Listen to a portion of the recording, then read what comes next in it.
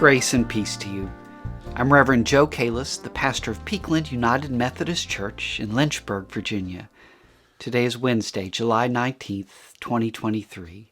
Throughout the month of July, we at Peakland have been reading and discussing this book, God in the Wilderness, written by Rabbi Jamie Korngold. This book has been important to Andrew, Peakland's amazing deacon, and I'm grateful he's introduced this book to us here at Peakland. We've been using this book in our Sunday worship, and last Sunday, Pastor Dave spoke about Sabbath and the ongoing question of how we keep the Sabbath day sacred and holy. Used to be, under the blue laws, most of the world shut down on Sunday, so after Sunday worship, folks visited family and friends and not much else. In today's world, Sunday can look very much like any other day of the week. So Rabbi Jamie encourages us to find those activities which bring us close to God and closer to one another. For her and her family, that means Sabbath days spent hiking in the mountains. For some of us, Sabbath means worship at church or online, gardening and mowing, reading, cooking, and napping. Those are our sacred activities. This month, we at Peakland have been meeting on Monday nights and Tuesday mornings for further discussion of the book. I led both groups this week, and I have to say, Chapter 5 of the book, Stop Trying So Hard, Even God Isn't Perfect, was a controversial chapter. I was at the YMCA earlier the other morning, 6 a.m. That's when the dedicated folks are working out. I am usually surrounded by men and women who are in much better shape than I am. And it would be so easy to be discouraged about my own state of physical fitness if I compared what I can do at the gym to what they can do at the gym. They are perfect. I am not. Rabbi Jamie warns us against that kind of unobtainable perfection. Physical fitness, wealth, grades, professional status, anything we have, anything we do, we can find someone smarter, faster, stronger, richer, and, better dressed. The reality is, nobody is all perfect. In Chapter 5, Rabbi Jamie writes some words which many in the discussion groups did not like at all. She writes, "Nobody and nothing is perfect. Not even God. Nothing is perfect.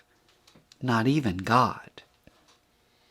Well now, Rabbi Jamie discusses at length the Bible stories where God seems to make mistakes. God creates humanity, giving us free will, which we abuse and use to make poor choices. God floods the earth to get rid of corrupt humanity, but the second Noah and his family get off the ark, they fall right back into destructive behaviors. God calls Abraham and Sarah to be the parents of a new family and a new nation, and right from the start, Abraham and Sarah whine and wheedle and doubt. God calls Moses to lead the Exodus from Egypt, but he was a nervous speaker and an uncertain leader. And that's just in the first 2 books of the Bible. What Rabbi Jamie notices in these stories is that each time God's plans for humanity fail, God tries again with something new. When the people turn away from God's laws and commandments, God sends the prophets to call them back into right relationship. We Christians believe that because humanity was stuck in sin and no amount of divine laws or godly prophets could get us back on track, then God comes to us as one of us in Jesus to teach us and heal us and to be our way back to God and away from sin. Rabbi Jamie says perfection isn't possible for us or for God, but that's okay.